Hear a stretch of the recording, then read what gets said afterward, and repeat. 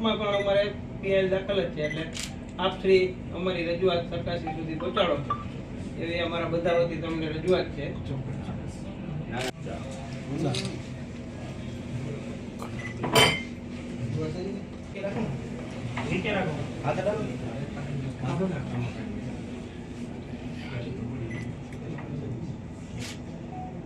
મારું નામ જલ પટેલ છે. આજે અમે અહીં મધર ફાઉન્ડેશનના નેજા નીચે હમારા ઘર યોજના હેઠળ ગામડામાં ગરીબ લોકો કેટલા વર્ષોથી પોતાના ઘરમાં વસવાટ કરે છે સરકારી જમીન ઉપર, તો સરકારે તેમને સ્વામિત્વ યોજનામાં લીધા નથી, તો એમના ઘર રેગ્યુલરાઇઝ કરી દે સરકાર. આજે અમે એવી માંગણી કરેલ છે કલેક્ટર સાહેબ શ્રી સમક્ષ.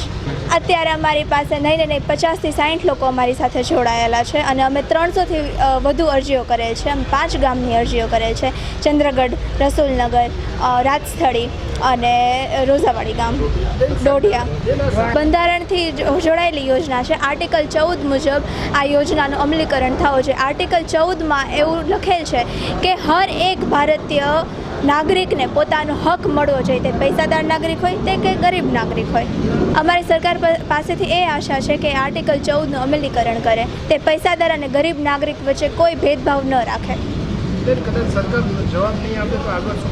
આગળ અમે હાઈકોર્ટમાં આ પ્રશ્નને લઈ જશું.